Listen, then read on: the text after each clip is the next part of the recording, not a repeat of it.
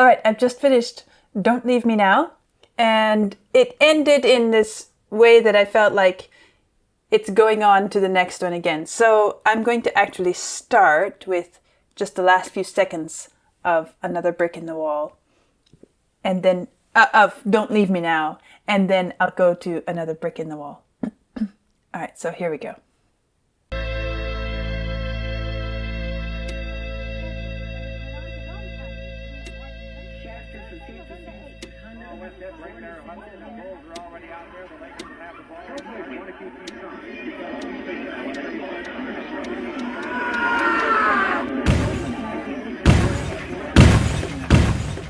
This will be what you'd like to know. I don't need no. So, what was that about? It sounded like somebody falling past a window, kind of, or passing the window somehow. And then there was this crash, like he landed on the ground. But then it's repeated several times, so I'm not sure what's happening there exactly, because you can only fall once. It sounded almost like it was breaking windows next. But anyway, interesting transition. I guess I'll have to probably ask Vlad about what's going on there. But now we are into Another Brick in the Wall, part 3. Let's see how this goes. This will be what you'd like to know. I don't need no arms around me. And I don't need no drugs to calm me.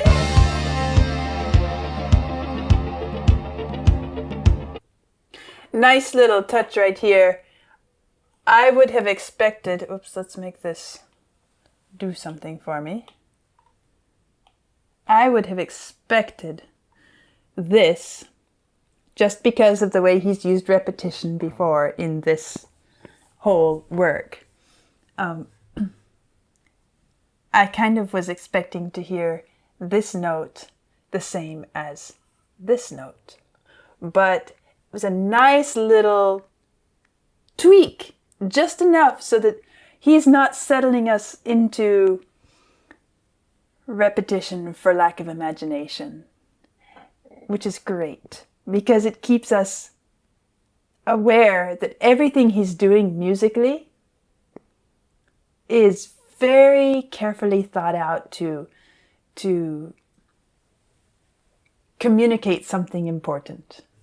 And as I go back and do my in-depth analysis, I'll be looking closely to see what is he communicating in the notes, in the harmonies, in the instrumentations, and all of that. And see how much of it I can discover. I'm sure I won't discover it all, but because this is a vast work, but I am going to be finding all kinds of interesting things, I'm certain. And in this moment, I just wanted to point out that I noticed that he uses repetition very effectively, quite often, but he never allows it to be simply for lack of imagination. It's an intentional use of repetition, and I will be looking at that when I go through analyzing. So let's continue.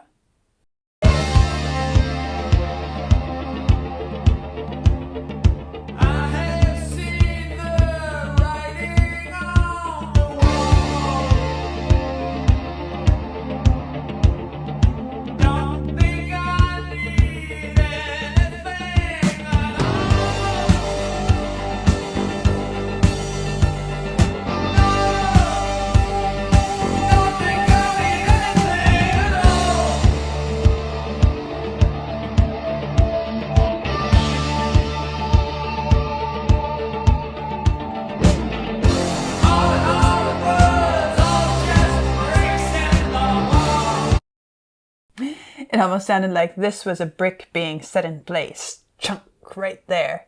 Let's hear that again.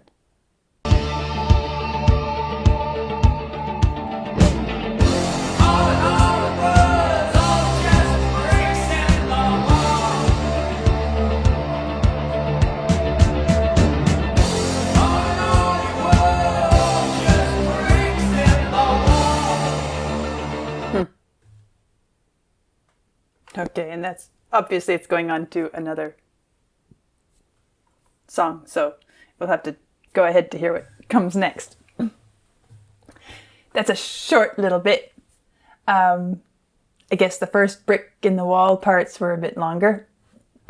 This is just concluding, and it's almost like it's the shortness of it is saying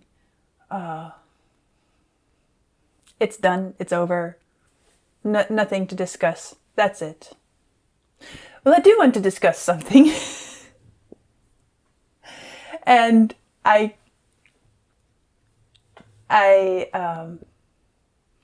just want to say that I like the way he has brought back this brick in the wall 3 times, and I feel like it's very effective where he's placed it, because every time we start to get a little bit wondering what's happening, how is it going, what are we supposed to be taking from this, he brings us back to the fact that it was bricks in the wall. That's what it's all about.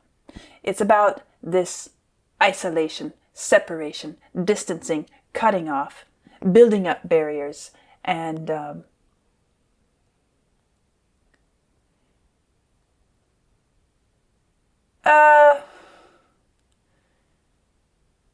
he's not really taking responsibility for his part in it. He's saying, you were all just bricks in the wall. He's deciding he doesn't need anybody, and he's cutting it off. And in this music here, you hear this sort of rhythm.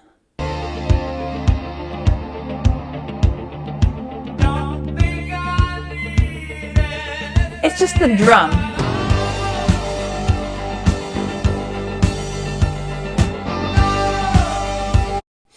And it goes like that, and it goes like that, and it goes like that. And it's like, is he pounding the wall, testing its strength? Is he putting his fist on the wall, saying, this is it, I've got it? Or is he still building the wall? Is this a sort of construction zone, so to speak, where we still have things being set in place? It could be all of those, but it works very well here.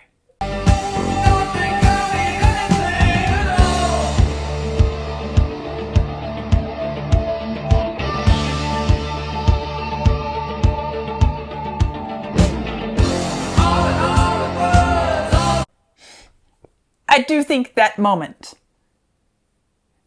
chunk, is like, got the last brick in the wall. Here it is.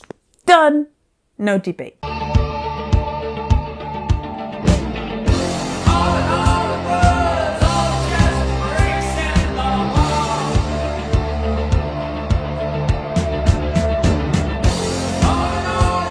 And then instantly, as soon as that brick is set there, it's like, it was just bricks in the wall.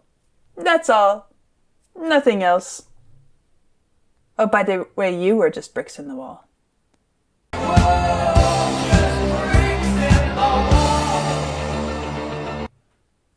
All right, and obviously I need to go on to the next song to hear how it concludes or continues.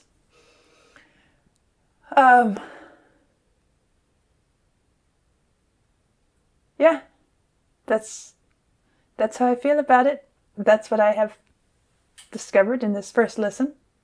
And let's continue.